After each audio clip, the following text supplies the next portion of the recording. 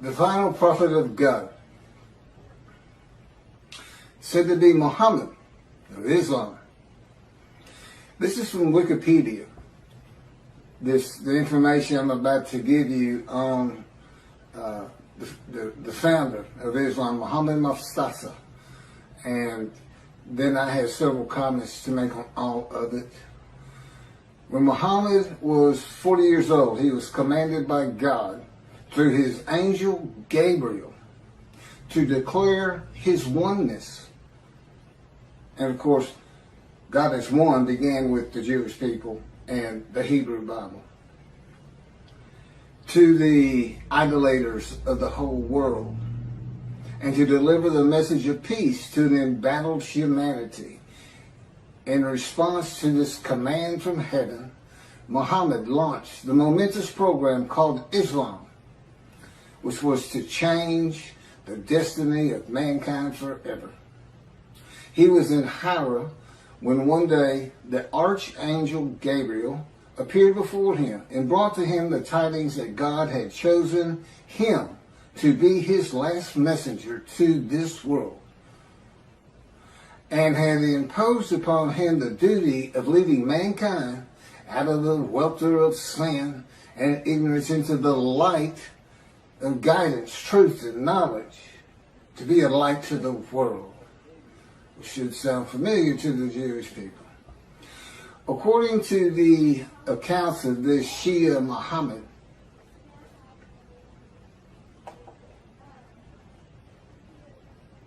well, I'm working on this.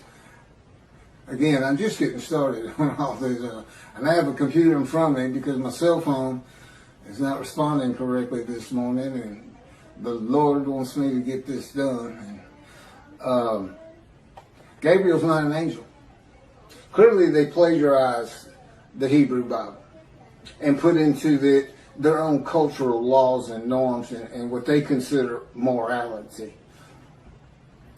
And of course, Christianity is based around a story. Just that, a story. They call it the greatest story ever told. I agree. It's a great story. Billions of people have been deceived into believing it. Now, I can understand the people of antiquity believing it, but the people today believing it,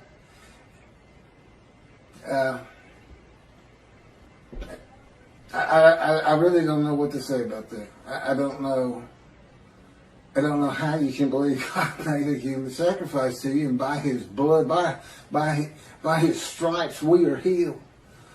Again, God made me watch Christian channels, and then there's this one fella, I'll sell you the blessings of David. I said, well, God, what are the blessings of David? I'm thinking. He said, there are no blessings of David. He's making it up. People believe him. They send their names in with money, and he says their name on the air, and that's what they really want. So, but there is no angel Gabriel. He only appears in the book of Daniel. He only appears in the book of Daniel, who is not a prophet, and it is not a book of the prophets. And he doesn't speak with God. That's what a prophet is. And even Jesus calls him a prophet and quotes him as a prophet, and he's not. It's just story. I mean, come on. A bunch of men standing in a kiln that's burning hotter than the sun, it's just not gonna happen. I get it's not gonna happen. But you read the same things, the leaders of Judaism read the same kind of absolute, that can't happen. But because they like it, and they say our sages believe that, we believe it. Well, your sages lived in another time. Michael Skobac, Jews for Judaism, who also claims Isaiah 53 is the Jewish people as one man, Israel as one man. They had gathered, been crushed by disease, and offered themselves for guilt at some time in history that I am unfamiliar with. Because he doesn't say it's something that's going to happen. They act as though it already happened. Toby Singer of Outreach Judaism believes it happened in World War II with the Holocaust. But that was just 6 million. That wasn't all the Jews of the world gathered as one man Israel. They didn't get long life. They didn't see their children. They didn't teach righteousness. Neither did Hitler. He's the one that offered them as these ram sacrifices, because he reads an offering of oneself for guilt to literally mean, these are his words, it literally means a guilt offering. Let's go to Leviticus. Now, he doesn't say let's go to Leviticus. He says it's a guilt offering, but a guilt offering is an unblemished ram for theft or destruction of holy things, debts.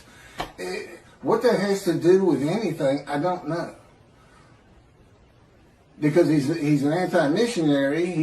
He's pointing this interpretation of 53 away from Isaiah 53. But they think they're forgiven of sin. They're not worried about theft and destruction of holy things. They're not worried about that. So I don't know what he's doing except reaching, really, really reaching. I think the description of a man marred so much beyond human appearance, semblance, and all this plague afflicted, that the Holocaust just grabbed him and he just made it fit. Well, that's what the Christians do. They make Jesus fit. They can argue with me on every single verse, and if you've watched my 6 videos on 53, 76 videos, some of them were just a half an hour. But there's a lot to it. And I'm the only person who's ever explained it this way. Is anybody who watches it that's familiar with 53 and the commentators on it today, you realize nobody's read it like this. And nobody's ever connected the story of Ezekiel to it. And, this atheist, pretty smart guy, but, it's just like in Malachi 3. Every time God had me read it, I said, why is that angel leaving early? And he wouldn't tell me. I didn't know until I typed it. I didn't get it. I didn't put these things together. I certainly didn't put Jeremiah into it. In this new covenant, I read the new covenant and it just went on. It didn't even mean anything to me. Because I had no background in anything. Except for the 10 Commandments and Charlton Heston. It's a great show. There's been some better 10 Commandments since. I've seen them all. But anyway, Gabriel appears in, I think it's 2 chapters, and he's described as a man. A man. Gabriel, a man. And it's in a vision. It's not something where God says in heaven, I have angels, and it's the angel Gabriel, and Archangel so-and-so, the fallen angel, Lucifer. You can't find that in the Hebrew Bible. It came from Christianity. So Islam, which didn't begin until the 700s, Common Era, I think that's the date here, with Mohammad, long after Christianity, which would have been, before the Talmud was put together. Judaism, when it really became formal, was with the Talmud, I would suppose, and putting the entirety of the Hebrew, all the scrolls together and canonizing it. And it looks like they plagiarized both books. Both books. And like I said, put their own cultural laws, rules, morality, and philosophy into it, but taking the basics. There's Abraham. He's in it. And now, I don't know if Muhammad is supposed to be a descendant of him or not. But here's what happened. So, he says he's the last messenger, the last prophet of God. That's what's on their mouths. Not the last messenger, it's the last prophet of God. According to the account of Shia Muslims, Muhammad Mustafa, far from being surprised or frightened by the appearance of Gabriel, welcomed him as if he had been expecting him. Gabriel brought the tidings that Allah had chosen him to be the last messenger to mankind, and congratulated him on being selected to become the recipient of the greatest of all honors for a mortal in this world, from Al-Islam, the birth of Islam, and the proclamation by Muhammad of his mission. It's in Wikipedia. Muslims believe that the Quran was orally revealed by God to the final prophet, Muhammad, through the Archangel Gabriel, incrementally over a period of some 23 years, beginning in 609 Common Era, when Muhammad was 40 years old. That's an oral tradition. That sounds familiar. That's what the Talmud is. It's the oral tradition written, so it wouldn't be forgotten.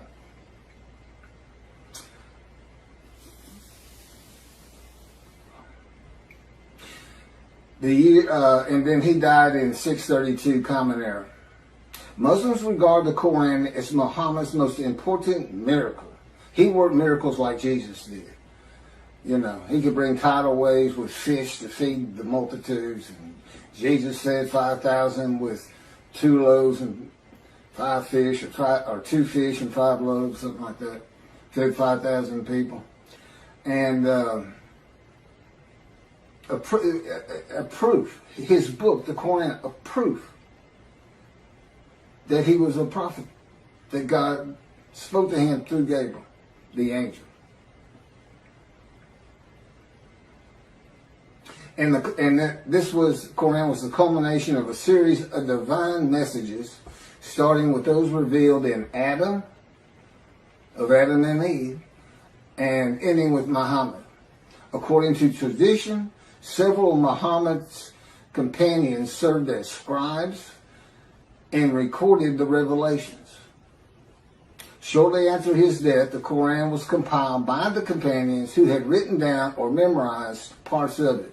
That's from Quran in Wikipedia.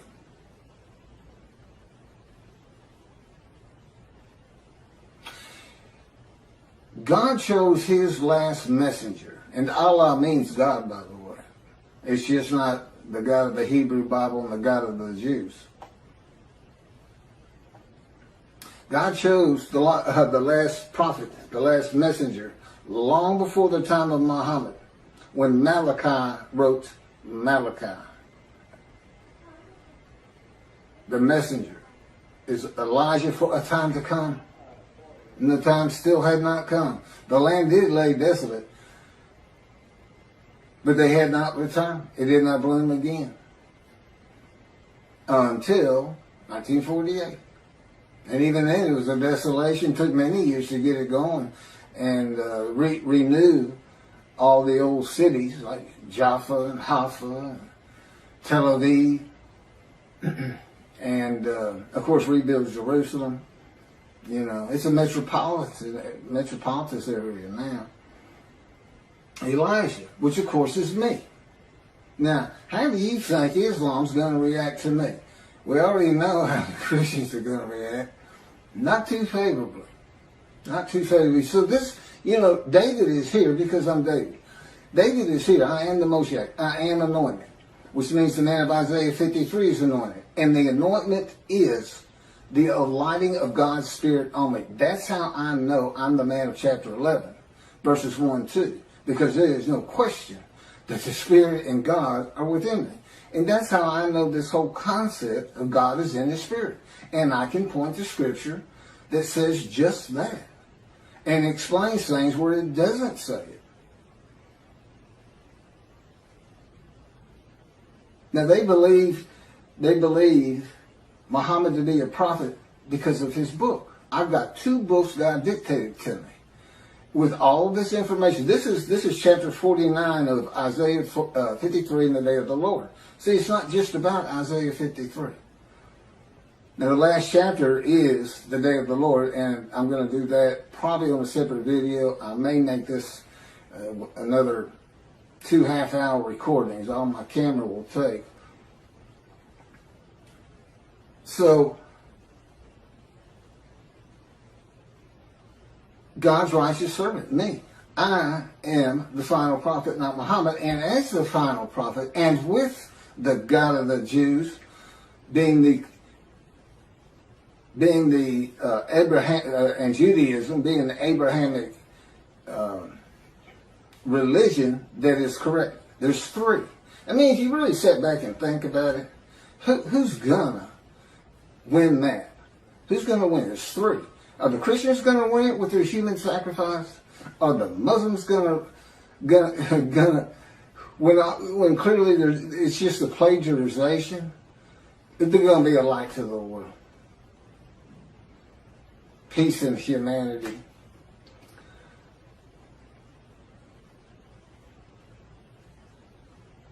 And they got there by stealing somebody else's book. They took the book of the children of God also. The Christians attached it. At least they didn't attach it to the Koran. You know, I mean, that's a plus in their favor, I suppose. I'm going to go ahead and start into chapter 50. I didn't know all that. I didn't know that they were using an angel that doesn't exist. And he doesn't. I've been to having envisioned and told and in no uncertain terms that there's no such angels. There's no Michael. There's no Lucifer. There's no fallen angel. It's just part of a story because that's what the people in antiquity and today too, to an extent, I just like to believe in that. The Christians got so much jumbled up in their minds. So much of the religion conflicts and doesn't make sense. And they've got entire armies of demonic forces that are at war with God, this and that. I promise you. I know his power like the back of my hand. And there's no contending with him. Whatever he thinks is. He just wills it. Gone. You know. He can take this world and turn it into a pea. The size of a pea just by thinking it. He set off the Big Bang. That's how Genesis starts out. He divides light from dark and this and that. Yeah. We're the dark. And the division is the platform of heaven. And we know we're in the dark because he had to put suns in there for us. So it's kind of a blend. You have to look. The universe, his universe, the unseen realm, and then the real. The universe of real, which is like, you know, objects, solid things, stuff you can see, came with the Big Bang. And it's all within his original unseen realm. So we're a universe in a universe. It's not parallel universes, just one inside of another. Totally different from each other. Science, totally different. We can never see the unseen realm except what he would place in our minds. I mean, he can place an angel Gabriel in my mind if he wanted to and have me believe it, and I would. But he doesn't. He's very real and matter of fact. And the fact that at this time, people are still believing the things of the people of antiquity who didn't know anything. They didn't know anything, and they couldn't go there and say, "Well, I want to check that out. I don't know about that." You know, they couldn't. There's no bookstores, no schools, no teachers. About all you could learn from the wise man was the Hebrew Bible for the Jews, and they spent their life in that book. Well, I had it. I read it started reading it when I was 50, and it's only because God was teaching me that I had the knowledge that I do have. It's just not possible that any man could do that, and I know I couldn't. So, anyway, the day of the Lord. Now, this is interesting because I had kind of forgotten this entire chapter. The term day of the Lord appears in the books of Isaiah, Ezekiel, Zechariah, Amos, Obadiah, Zephaniah, and finally, in the last book of the prophets, Malachi. In Ezekiel and Zechariah, the day of the Lord is said to be only against the nations, and in Obadiah against Edom and Esau, Christianity, and the nations. If you see Edom and Esau, it's Christianity. That's just Judaism. If you're going to take their book, take all of it. Take the oral tradition with it, Christians. They go together. The prophets warn that the day of the Lord is near, but it is not the end of the world. Now, this is true of the Essenes too, the sect of Jews who wrote the Dead Sea Scrolls. But and with the same concept, evil's going to be gone, but the good stays.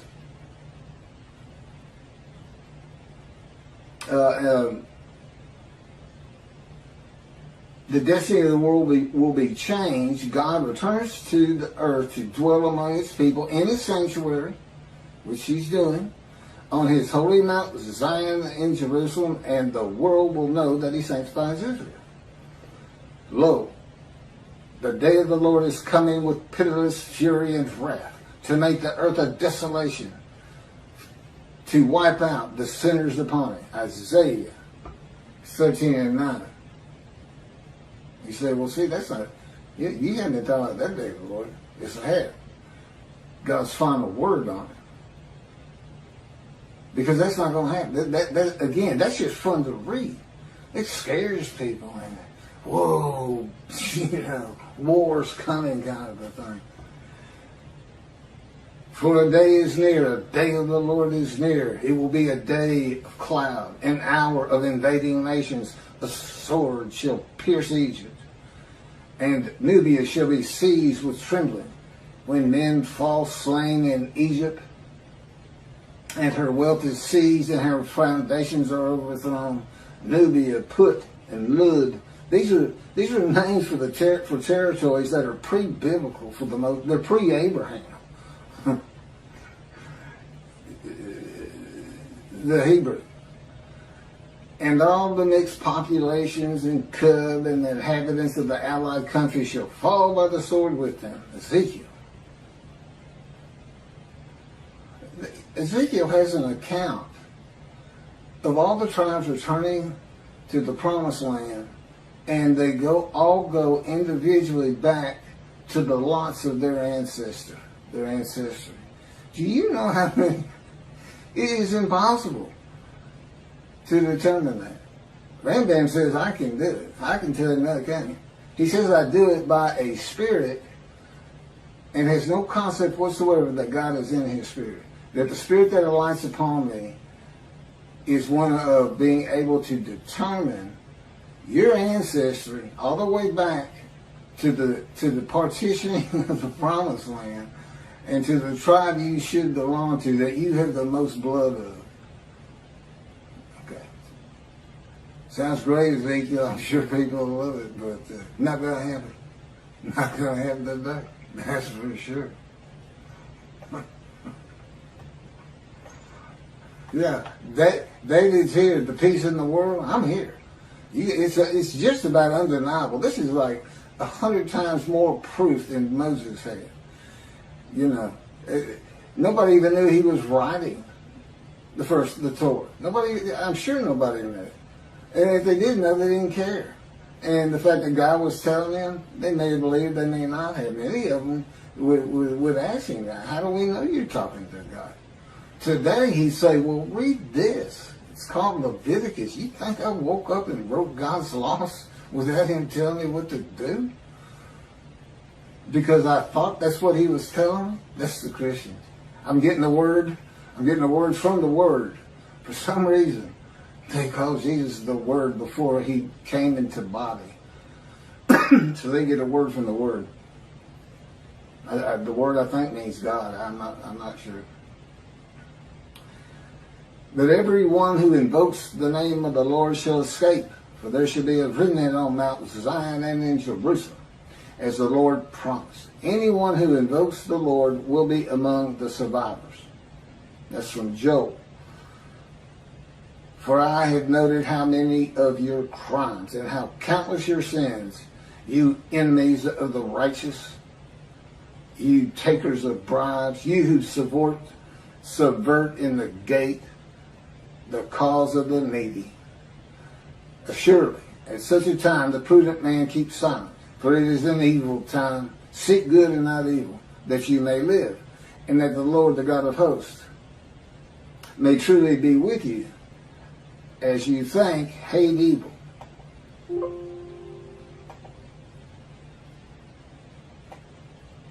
So here's some morality in a great story.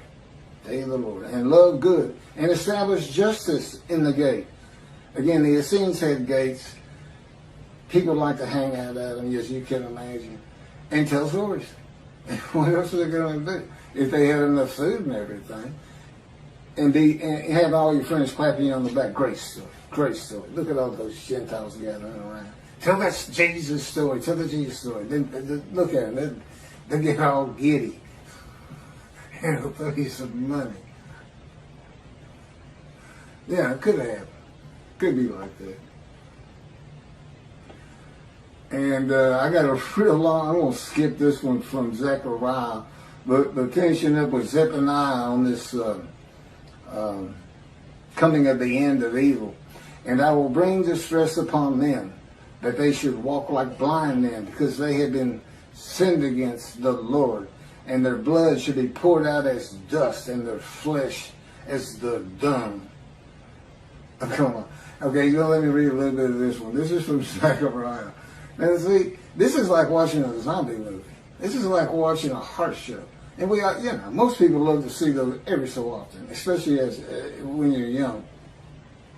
As for those people that warred against Jerusalem, the Lord will smite them with this plague. Their flesh shall rot away while they stand on their feet. Their eyes shall rot in their sockets, and their tongues shall rot away in their mouths. In that day a great panic from the Lord shall fall upon them, and everyone shall snatch at the hand of another, and everyone raise his hand against everyone else. Judah shall join the fighting in Jerusalem. The same plague shall strike the horses, the mules, the camels, and the asses. The plague shall affect all the animals in those camps. And on and on. Malachi 3 brings a new concept to the day of the Lord. Why is that? Because it's not going to be in antiquity in Jesus' time. It's not going to be in the Middle Ages. It's going to be in the age of the internet, knowledge, science, medicine, common sense. Oh, that's right, reasoning, and enlightenment. But it's still fun to read. That's the thing, he was writing for antiquity, because this is the kind of stuff they not only, they would believe these stories. And today, we don't believe them. We just think, wow, that's fun to read. So God was writing it for different eras. He wrote for antiquity in the Middle Ages. And then we had the Age of Enlightenment kicking off in about 1600. Computers in 1960 to today. Age of the Internet.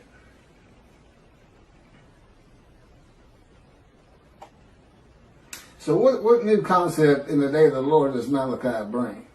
It's God's final word on the day that he's preparing, where the new covenant is delivered. And again, he knew they were going to be dispersed, and apparently he had a pretty good idea when they would be coming back. Okay, it's the final word of God, not only on the day of the Lord, but the new covenant. What's he saying? What's really happening? Get away from all these fun stories. He's coming with a covenant of friendship. He says you're going to be safe from now on. The nations of the world is going to know I sanctified the Jews, that the Jews were correct about the Abrahamic religions. I'm going to build a temple which shows I have sanctified you, because nobody's going to want you to build it. The Gentiles of the northern kingdom, imported by Assyria, didn't want the second temple built. They obstructed the building of it and tried to stop it completely with letters to Cyrus or to whoever was leading Persia at the time they sent the letters.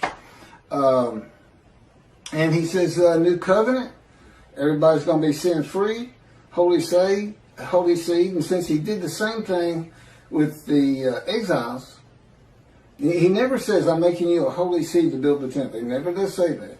But that is what happened. And it's going to happen again. He's going to have that temple built, I don't know, 10, 20 years from now. I don't know. Presumably before I die. But now David, he died before the building of the first temple. Although he had a lot to do with gathering all the materials for it and the wealth that went into it. and Solomon had a home to be honored. There's always a lot of things happening again that are real. As a matter of fact, it took longer to build Solomon's house than the temple. So he must have had a pretty honorable abode, right? That and God talked to him.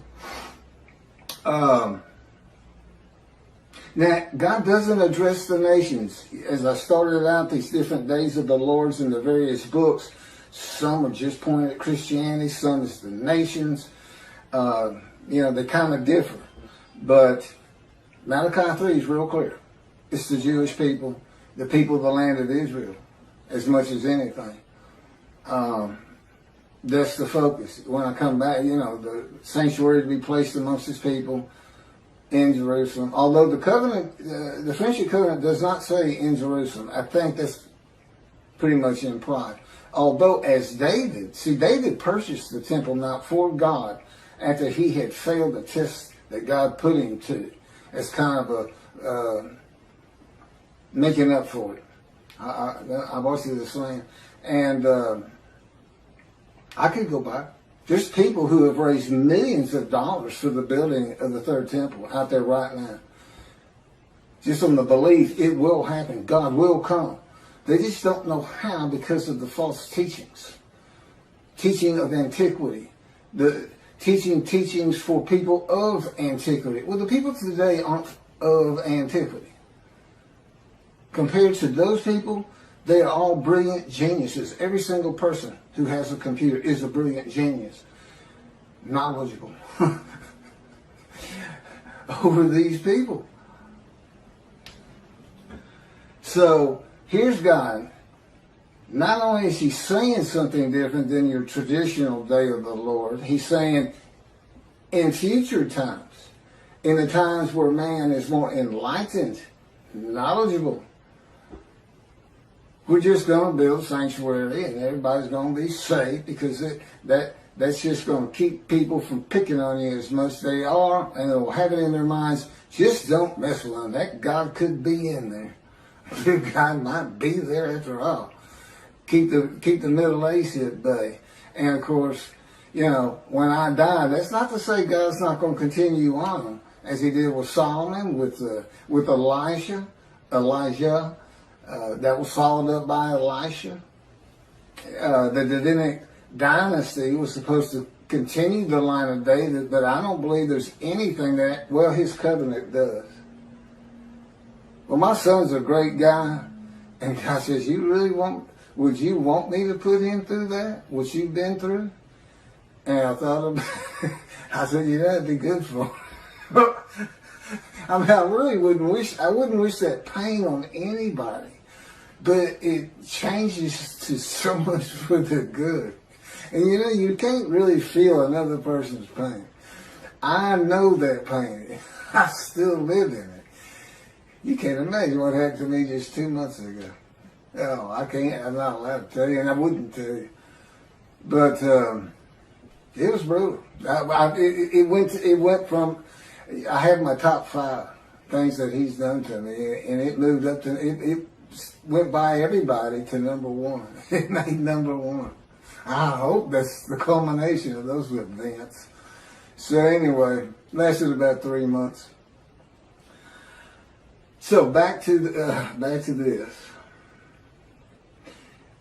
So it doesn't address the nations, but only Israel and its people, which is all Jews of the world. Everybody in the world is forgiven. Doesn't mean you go to heaven. Got to be in right standing. And hopefully this is going to be, there's, all the Jews aren't coming back to the promised land, to Israel.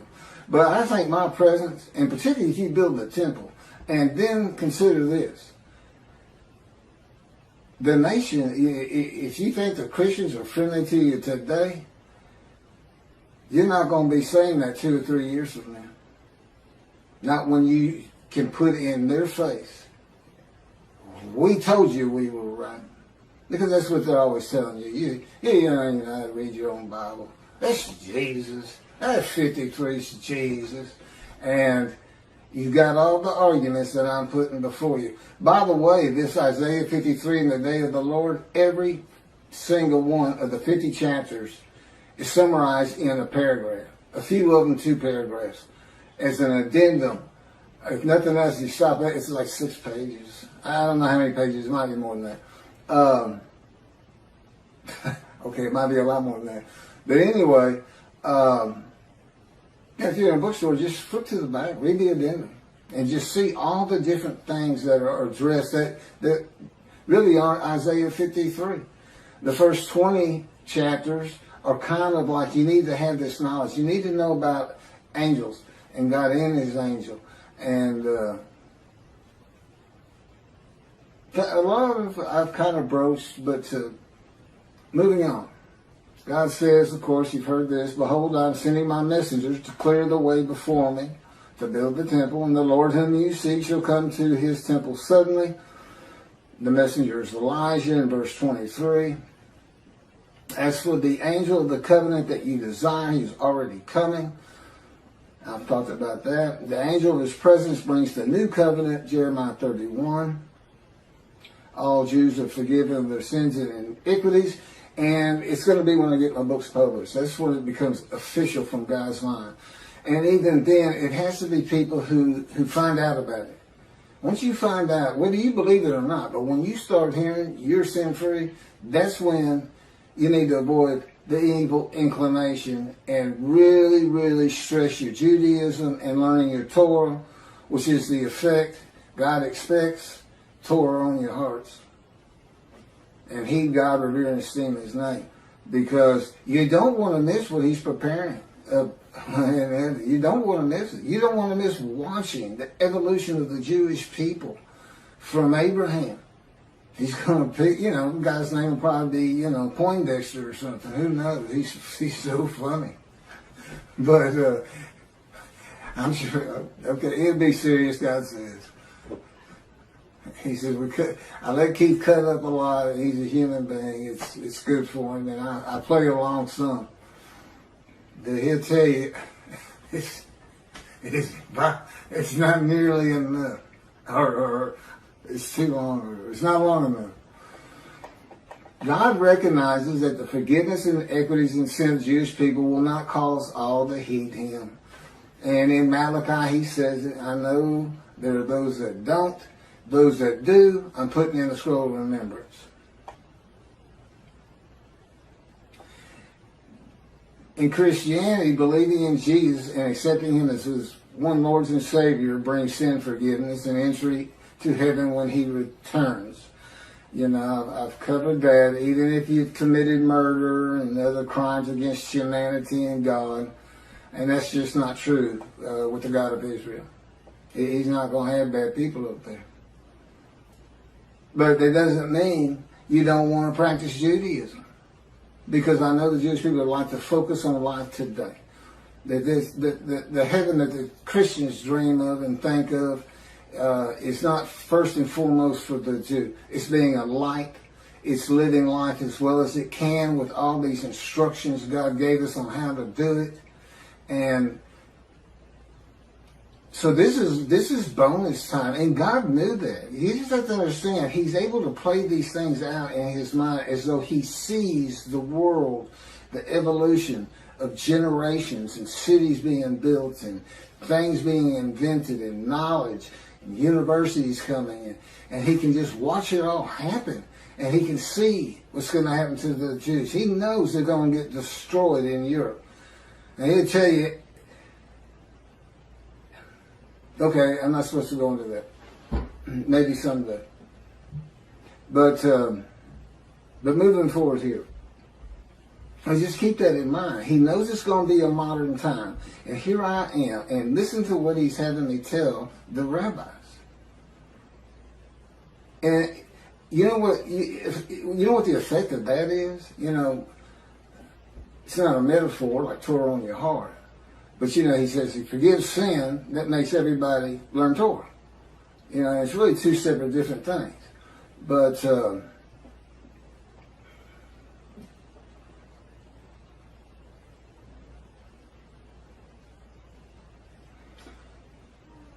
anyway, God knew in modern times that secularism and reliance on science, medicine, and technology that his righteous servant might not be recognized. The utter destruction is simply on its way, just like it was with the Assyrians, Babylonians, and the Romans long ago.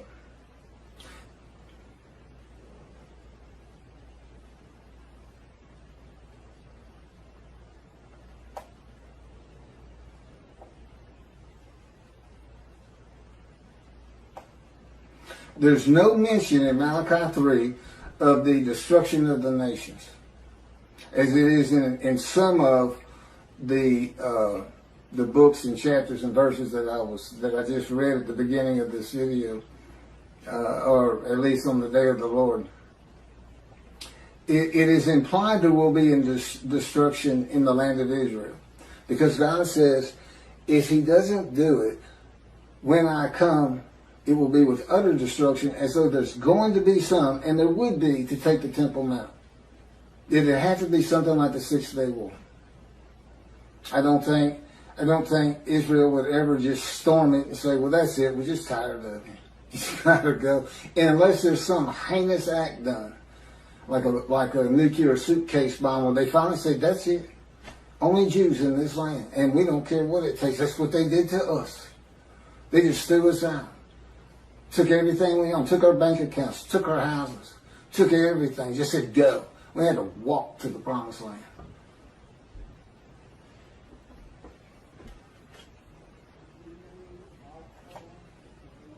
But it's the building of the third temple.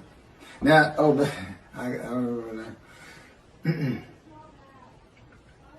It's the building of the third temple. That's what's so important.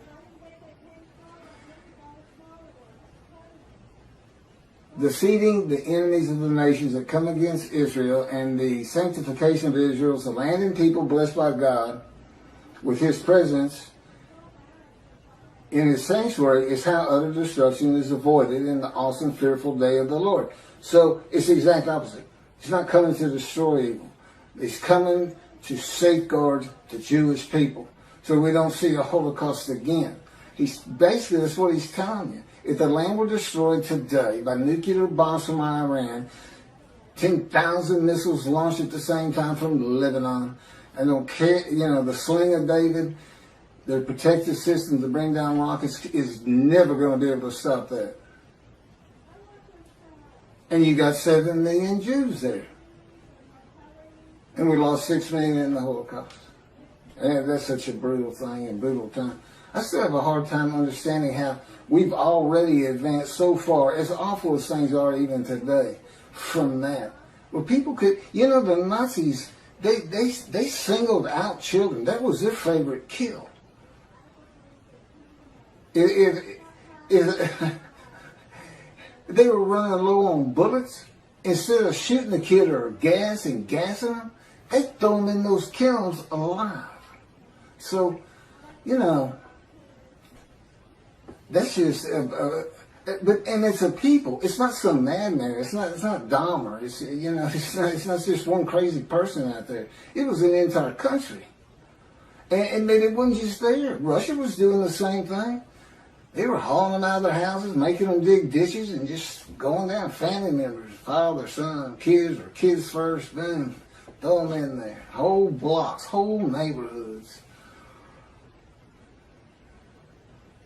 I don't want some of the visions He's given me to make me really feel and understand what would it be like for the Gestapo to break down your door, and you're sitting with your family at dinner and you have no clue who they even are, and all of a sudden everybody's being murdered, and your girl's raped first, and your wife.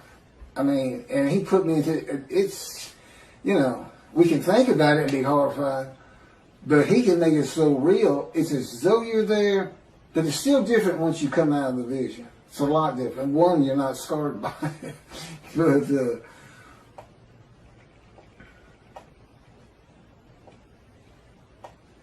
I have a lot of things.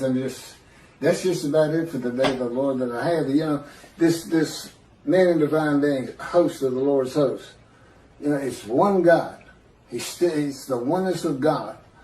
Of Israel, one angel, and it's the angel of His presence, who doesn't have an angelic body, and he's in as one man, the Moshiach, the anointed one. And the anointment is the spirit of lighting and answering you. That's the anointment. There's no oil as in our world of the, I call it the real, and God's world, the unseen realm, which is a universe inside a universe, and he's responsible for this. You know, he made a division of the heavenly bright white lights, you can't even see in it. He kind of shows me in visions when we're dealing with David in the temple. It's not the same temple that's on the ground here. It's different. There's still the temple, still got the walls. There's a lot of similarities, but in one vast room, it's that bright white light, and in the other is the king's throne and water coming out, flowing down the steps out front, and till here he is in a future time. See, a time is coming in the future, in the year. He didn't say in the year 2020 or anything like that, but again, he knew. He knew exactly what was going to do that. He knew to come to me in 1957 or select me when the first satellite was launched into the air by Russia, Sputnik. And he said that's when he touched my arm and disfigured me. He really won't. You know, you say, well, how can you not trust him or not believe him or this or that? Because I'm in the fire of refinement. Lying to me is just part of it. And he finds it so humorous to make me think I'm coming out of this thing. And I thought it 11 years ago. I thought we were done with all the pain and shenanigans and adventures with Christianity. So Christianity knows you're here. I said, they know who's here. You're the man Jesus claimed to be. Isn't that funny? Jesus says in the New Testament to his people, to his 12 at least, do not listen to those who come in my name. It's kind of funny because if he comes, he said, I'm Jesus, then I'm supposed to listen to him.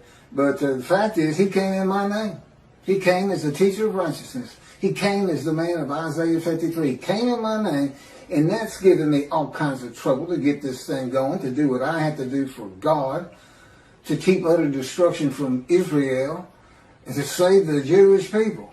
I've got these Christians who believe in human sacrifice. I got these rabbis who believe a man of 100 years is suddenly going to be thought a child, and every single human being, every Chinese, every Korean, every Eskimo, every one of them suddenly are going to go, the Jews have been right all along.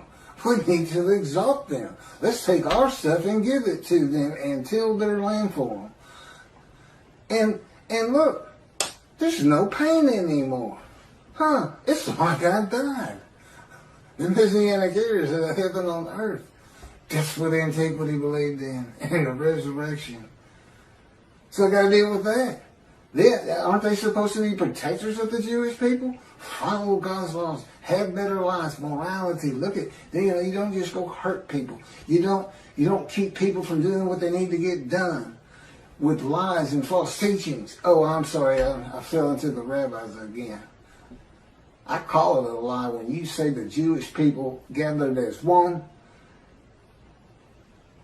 were stricken and plagued with disease as one, and as one offered themselves for guilt to God, passing the test of devotion, and that they then went out and had long lives, all saw their children, and they made the rest of the world righteous. Well, let's see you do it, Israel. Hey, rabbis, Tobias Singer, Michael Skolback, all you people who preach Israel as the man, the Jewish people, described in Isaiah 53, I want to see you, since you want me to go build a temple as David, you want me to bring peace between the nations and throughout the earth, you want me to end pain in the individual, you want me to teach billions of Chinese how to speak Hebrew. That's what you want me to do? I want to see you make the world righteous. I'm the righteous servant, and I dedicate it, and I pass it to you. How you like that? I'm not going to let you stop me, and guess what? I got somebody behind me that you don't want to contest or contend with.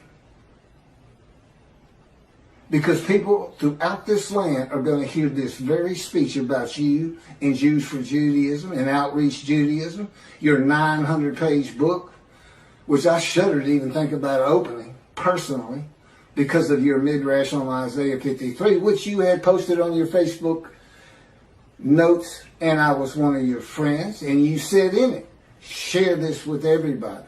You gave me the right to use it as long as I don't slander you, perjure you, and guess what? God had me type in Isaiah 53 in the day of the Lord, which will become a bestseller someday.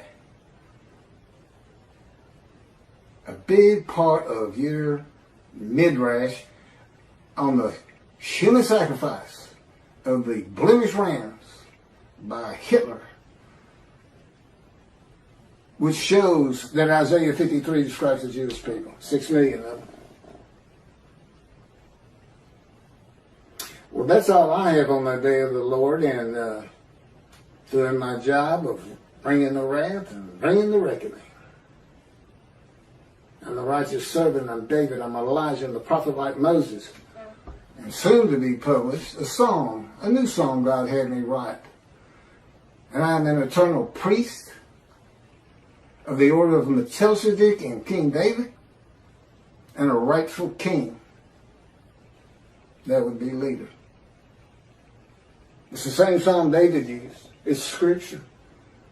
When David wrote it, God told him, David, write this down, a Psalm of David.